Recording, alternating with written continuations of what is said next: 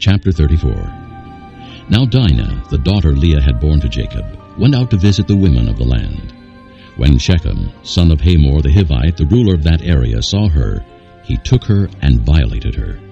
His heart was drawn to Dinah, daughter of Jacob, and he loved the girl, and spoke tenderly to her. And Shechem said to his father Hamor, "Get me this girl as my wife." When Jacob heard that his daughter Dinah had been defiled, his sons were in the fields with his livestock, so he kept quiet about it until they came home. Then Shechem's father Hamor went out to talk with Jacob.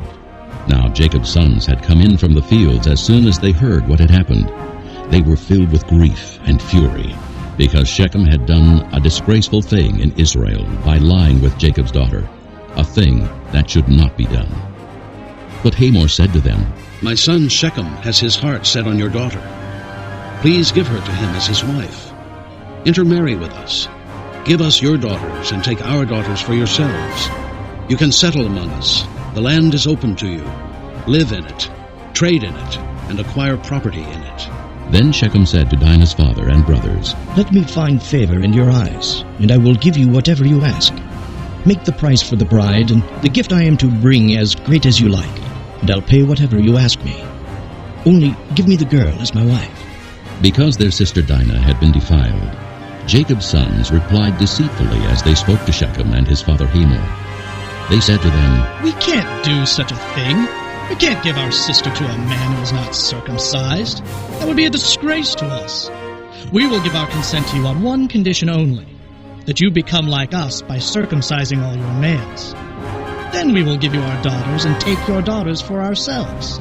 We'll settle among you and become one people with you. But if you will not agree to be circumcised, we'll take our sister and go." Their proposal seemed good to Hamor and his son Shechem. The young man, who was the most honored of all his father's household, lost no time in doing what they said, because he was delighted with Jacob's daughter. So Hamor and his son Shechem went to the gate of their city to speak to their fellow townsmen. "These men are friendly toward us," they said. "Let them live in our land and trade in it. The land has plenty of room for them. We can marry their daughters and they can marry ours. But the men will consent to live with us as one people only on the condition that our males be circumcised, as they themselves are.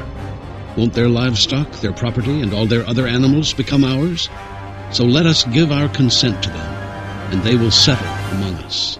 All the men who went out of the city gate agreed with Hamor and his son Shechem, and every male in the city was circumcised. 3 days later, while all of them were still in pain, 2 of Jacob's sons, Simeon and Levi, Dinah's brothers, took their swords and attacked the unsuspecting city, killing every male. They put Hamor and his son Shechem to the sword, and took Dinah from Shechem's house, and left. The sons of Jacob came upon the dead bodies and looted the city where their sister had been defiled. They seized their flocks and herds and donkeys, and everything else of theirs in the city and out in the fields. They carried off all their wealth and all their women and children, taking as plunder everything in the houses.